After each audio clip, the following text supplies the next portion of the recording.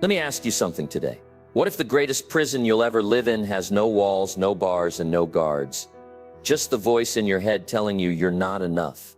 That whisper, born from failure, rejection, fear, or a single cruel word spoken long ago, becomes a script we repeat until it shapes our reality. But here's the truth. You weren't born limited. You were born electric, full of fire, full of potential, full of dreams that once made your heart race. Then life happened. You made mistakes. People let you down. You let yourself down. Slowly, you stopped reaching, stopped believing, stopped trying. And now you wear your limitations like armor, thinking they'll protect you, when in fact, they've caged you. But what if everything you believe about your limits is a lie? What if your ceiling is actually your launch pad? What if pain was never meant to break you, but to build you? Right now, there is a version of you buried under years of doubt, comparison, and fear, a version that is wildly powerful, deeply capable, and fully alive. This isn't about motivation. This is about awakening. You've waited long enough. It's time to break the illusion, silence the noise, and remember who you are. This is your moment to shatter limitations and unleash your greatness. Let's dive in. The cage of limitations. Limitations are rarely physical. More often, they are invisible, intangible, and deeply internalized. They don't scream, they whisper, they hide in the voice that says, "Don't try that, you'll fail," or "You're not like them, you'll never be enough." These limitations are not born with us.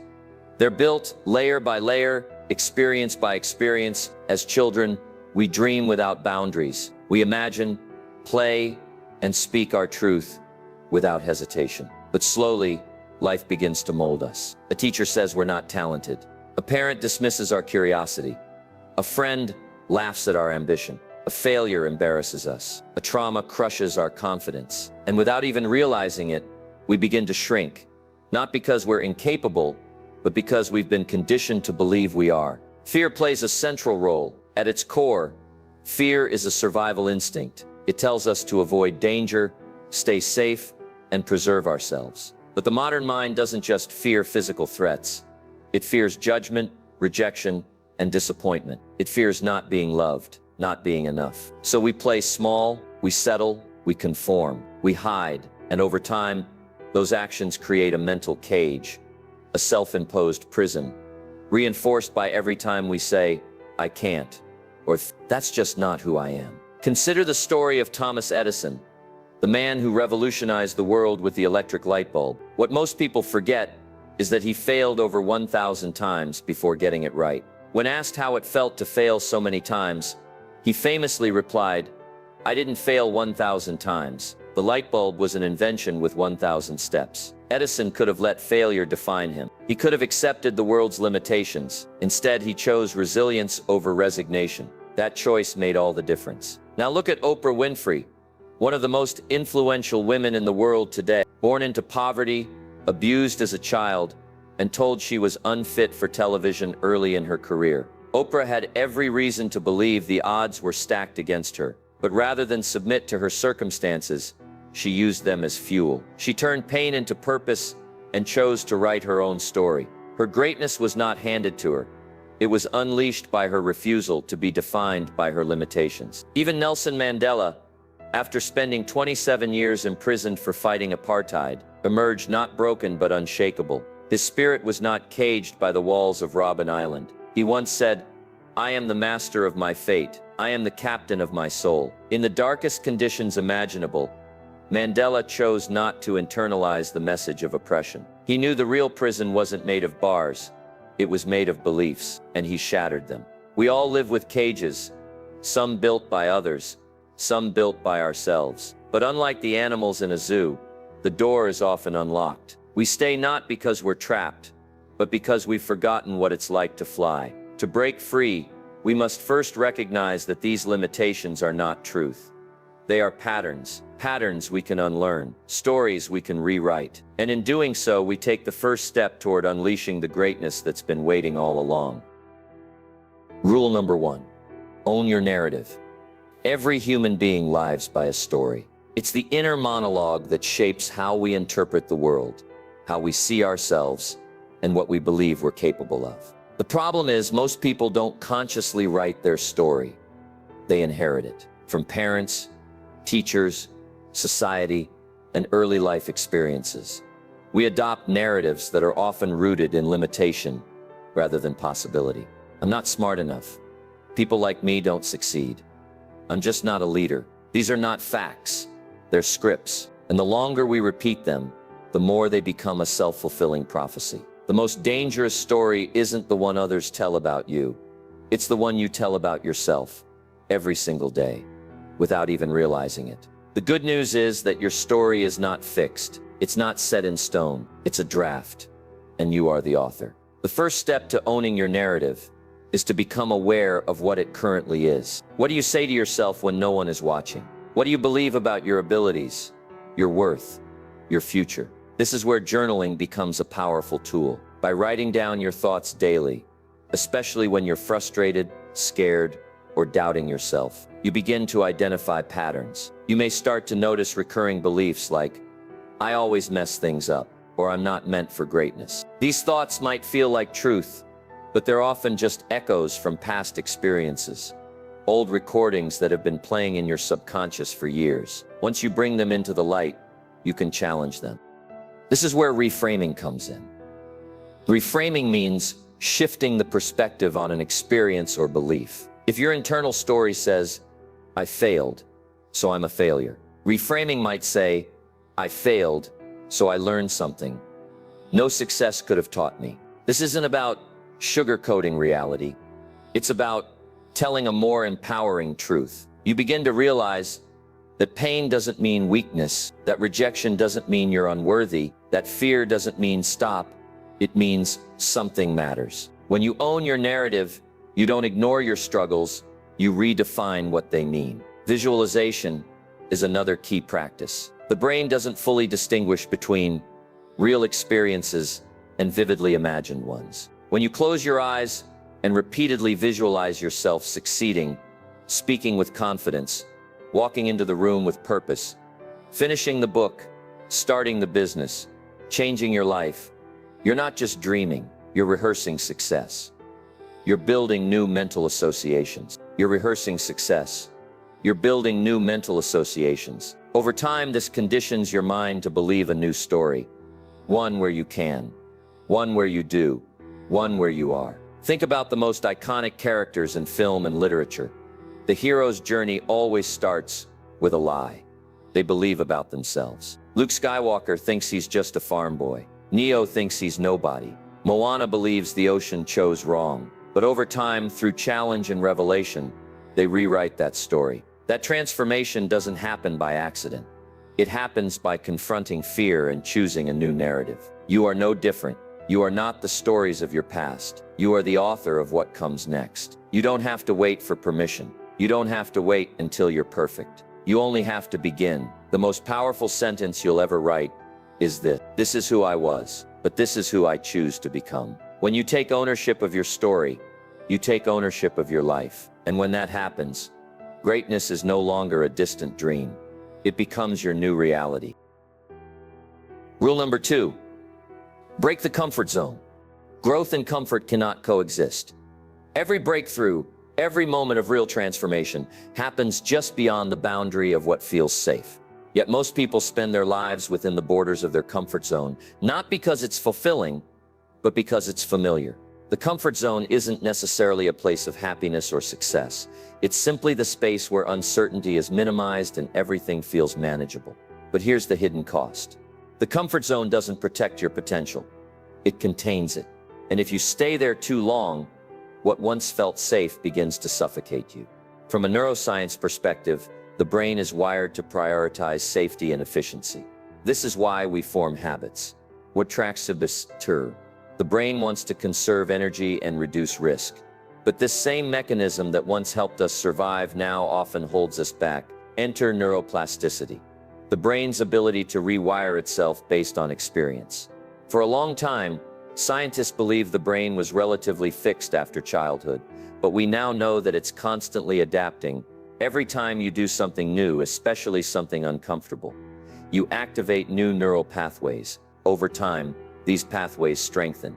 making what once felt foreign become second nature. But that only happens through repetition and discomfort. If you always avoid challenge, you deny your brain the chance to grow. Exposure therapy offers a practical and proven example of this principle. In psychology, exposure therapy is used to help people overcome phobias and anxiety by gradually and repeatedly exposing them to the source of their fear in a controlled way. For instance, someone terrified of public speaking might start by speaking in front of a mirror, then a friend, then a small group, and eventually a crowd. The brain slowly learns that the feared situation isn't as dangerous as it once believed. This same approach can be applied to any area of life, whether it's starting a business, speaking your truth, setting boundaries, or pursuing a dream. The only way to expand what you're capable of is to deliberately walk into the discomfort again and again until it becomes part of who you are. Consider elite athletes or world-class performers. They don't rise to the top by staying comfortable, they train into the unknown. Olympic swimmers push themselves beyond exhaustion. Entrepreneurs risk rejection every time they pitch an idea. Artists expose their innermost thoughts to the world, knowing some will criticize or misunderstand, but they do it anyway. Why? Because they understand that fear is not a stop sign. It's a signal. It means you're on the edge of something that matters. It means growth is near. One of the most common misconceptions is that courage means being fearless. It doesn't. Courage means you act despite the fear. It means you feel the anxiety, the uncertainty, the shaking hands, and you move forward anyway. And each time you do, your confidence doesn't just grow, your identity shifts. You start seeing yourself as someone who can. And the more you reinforce that belief through action, the stronger it becomes. The truth is, comfort is a liar. It whispers that you're fine where you are, that you don't need more, that change is too hard, too risky, too late. But that's not the voice of wisdom. It's the voice of fear wearing a friendly disguise. If you want to unleash your greatness, you must be willing to walk toward the tension, to take the leap, to do the thing before you feel ready. Because readiness doesn't come before the leap, it's born in the leap. And once you make that jump, you'll discover something profound. You are always capable of more. You just needed to prove it to yourself. Rule number 3, embrace resistance as a signpost. Resistance is often misunderstood. Most people experience it as a force pushing back against their progress, a reason to pause or turn around. But in truth, resistance is not a red light. It's a compass. It points directly at the path that matters most. When you feel fear, hesitation, or self-doubt, it often means you're standing at the edge of something significant, something that has the potential to stretch you, define you, and elevate your life. The problem is, we've been conditioned to interpret resistance as a sign that we're not ready, not capable, or simply not the kind of person who does that kind of thing. But the reality is far more empowering. Resistance is not trying to stop you. It's trying to wake you up. Stephen Pressfield, in his book, The War of Art, describes resistance as the invisible force that rises every time we try to move from a lower state to a higher one. From procrastination to productivity, from comfort to courage, from mediocrity to mastery. He says resistance will tell you anything to keep you from doing your work. It will perjure, fabricate, it will seduce you. Resistance is always lying and always full of expletive. It's an internal enemy, but once we recognize its patterns, we can use it to guide us instead of derail us. Resistance almost always shows up when something matters. You rarely feel resistance when doing something meaningless. But write a book, pitch your startup, ask someone out, launch your dream, suddenly the resistance is deafening. That's because the stakes are real. Growth is on the table. Take creators, for example. Every great artist, writer, or performer has faced intense resistance. Maya Angelou once said she feared that people would discover she was a fraud, despite having written numerous celebrated works. That's the power of resistance. It doesn't go away when you become successful. In fact, it often grows louder. But what separates those who rise from those who retreat is their relationship with that fear. They see it as part of the process, not a verdict on their ability. When a painter feels like quitting halfway through a canvas, or a writer feels like scrapping an entire manuscript, it's not proof that the work is wrong. It's proof that it matters. And those who keep going, who push through the wall, often find their best work on the other side. Athletes experience this on a physical level. The point of resistance in training, when the body is screaming to stop, is exactly where adaptation begins. That final rep, that extra sprint, that push beyond fatigue is where champions are forged. Serena Williams didn't become a legend by avoiding hard moments. She leaned into them. The same applies to entrepreneurs. Think of Sarah Blakely, the founder of Spanx, who faced repeated rejection from manufacturers and investors. At every turn, resistance reared its head, telling her it wasn't possible, that she should quit. But she pressed on, and in doing so, built a billion-dollar empire. Resistance wasn't the enemy, it was the test, and she passed it. The truth is, resistance is a signal, not a stop sign. It's your internal radar pointing you toward what truly matters. And the stronger the resistance, the more meaningful the path. If you feel scared to launch your idea, say the truth, or take the risk, it's probably because it's exactly what you need to do. The goal is not to eliminate resistance, it's to dance with it, to feel it, acknowledge it, and act anyway. Because behind that wall of fear is your next breakthrough. And once you realize that resistance is not there to block you, but to build you, you begin to see it for what it really is, the doorway to your greatness. Rule number 4. Build an environment that fuels growth. Greatness doesn't emerge in a vacuum. It's cultivated in an environment that supports, challenges, and expands you. Just as a seed can only grow in fertile soil, your potential can only flourish when your surroundings nourish it. The truth is, you are constantly being shaped by the people you engage with, the routines you follow, the information you consume, in the space you inhabit. Whether you realize it or not, your environment is either propelling you forward or holding you back. And if you want to shatter your limitations, you must be intentional about the world you build around yourself. Start with the people in your life. Human beings are biologically wired for connection, and the energy of those closest to us is contagious. If you surround yourself with people who are cynical, negative, or stuck in victimhood, it becomes almost impossible not to absorb that mindset. On the other hand, being in the company of ambitious, resilient, and supportive individuals can elevate your thinking, stretch your standards, and inspire you to push harder. A powerful exercise is to audit your circle. Ask yourself, who challenges me to grow? Who believes in me when I forget to believe in myself? Who drains my energy or constantly pulls me back into old habits? This isn't about judging others harshly. It's about protecting your future. Sometimes, the most radical act of self-respect is creating distance from those who no longer align with your direction. Routines are another cornerstone of your environment. The structure of your days determines the trajectory of your life. High performers don't leave their habits to chance. They craft them with intention. This doesn't mean you need to adopt an extreme regimen, but it does mean choosing behaviors that align with your vision. Whether it's a consistent morning routine, a designated hour for deep work, or evening time for reflection and reading, your routines should create momentum. When life gets chaotic, it's not motivation that saves you, it's your systems. Your rituals become your anchor. They keep you grounded in purpose, even when emotion or fatigue try to pull you off course.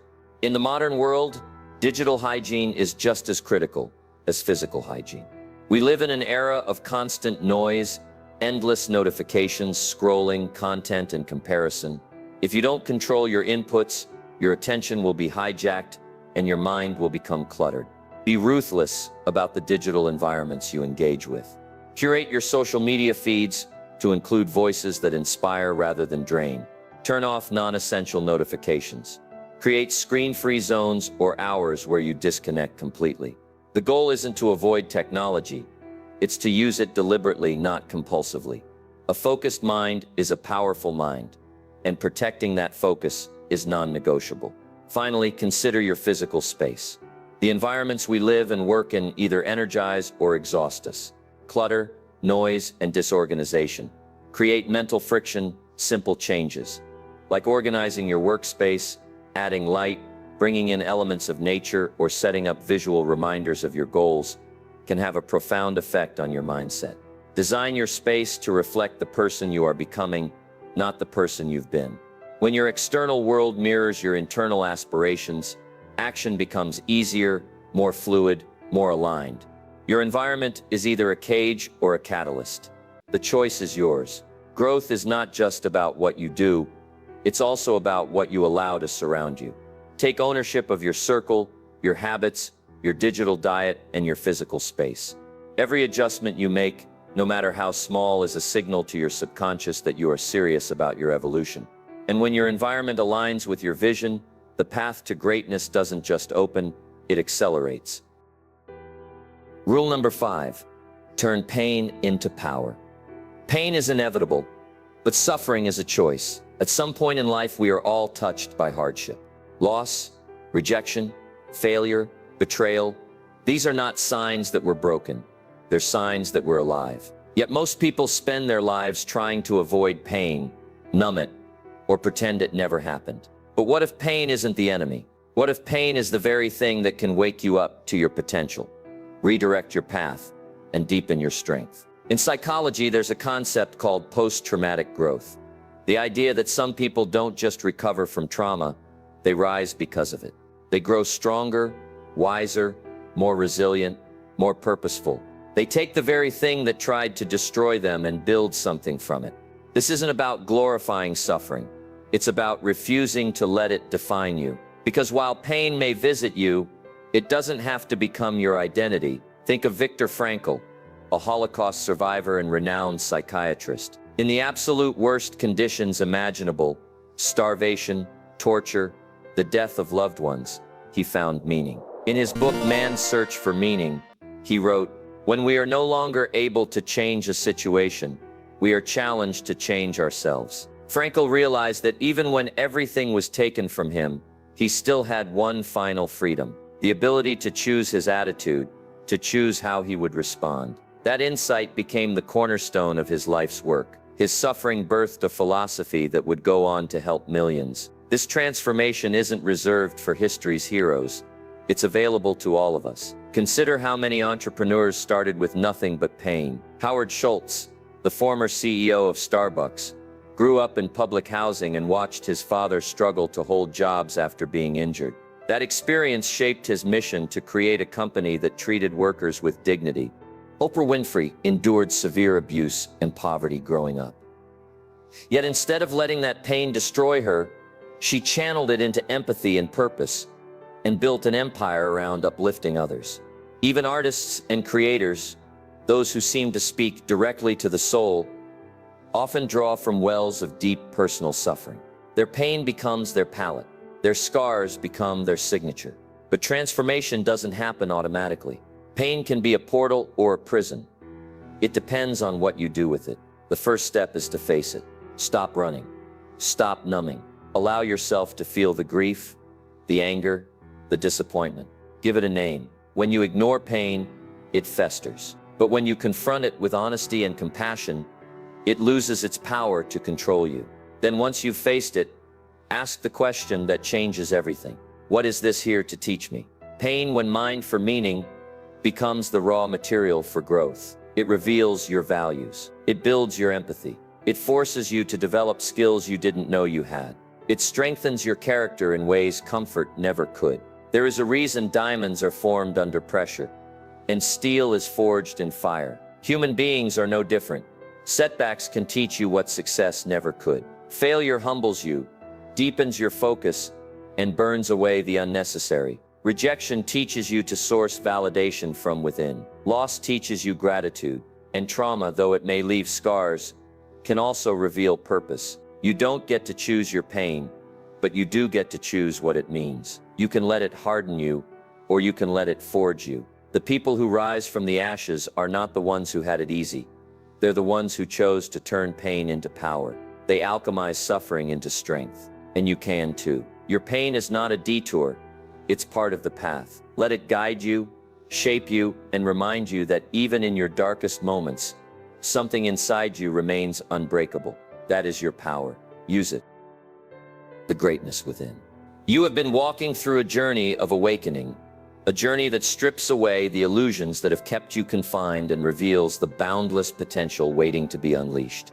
We began by uncovering the stories you tell yourself, recognizing that the narratives of limitation are not truths but borrowed beliefs that can be rewritten.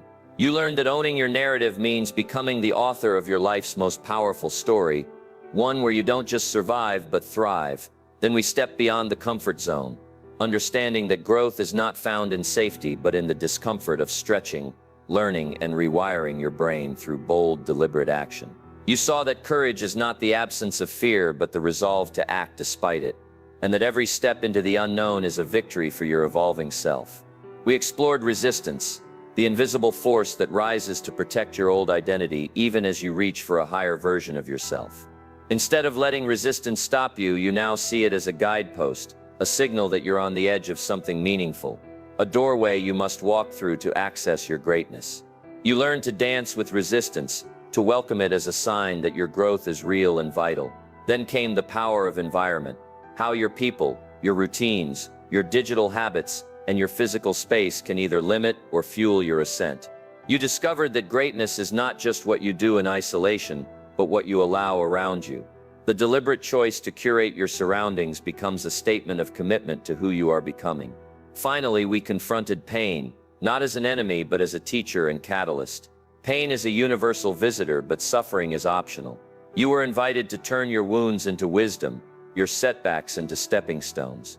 History's greatest examples show us that the fires of hardship are the crucibles where true strength is born. Your scars are not signs of defeat, they are the marks of a warrior who has chosen to transform suffering into power and meaning. This alchemy of pain into growth is the essence of unleashing your greatness. All these lessons converge into one undeniable truth. The greatness you seek is not somewhere out there, it is already inside you. It has been there all along, waiting for you to claim it, waiting for you to step into the fullness of who you are. The limits you once believed were real are nothing more than shadows on a wall, illusions created by fear and conditioning. The cage has always had a door, and you hold the key. The power to shatter every boundary, to rewrite every story, to walk boldly into your destiny is yours. You're not here to play small. You're not here to live a life dictated by doubt, comfort, or the expectations of others. You are here to break free, to shatter every limitation and unleash the greatness that is your birthright. This is your moment to rise, to choose courage over comfort, to embrace resistance as a signpost, to craft an environment that fuels your growth, and to turn your pain into power. The path will not always be easy, but nothing worth having ever is. Step forward now with fierce determination and unwavering faith in yourself. The world is waiting for what only you can give. Your greatness is within reach. Take it.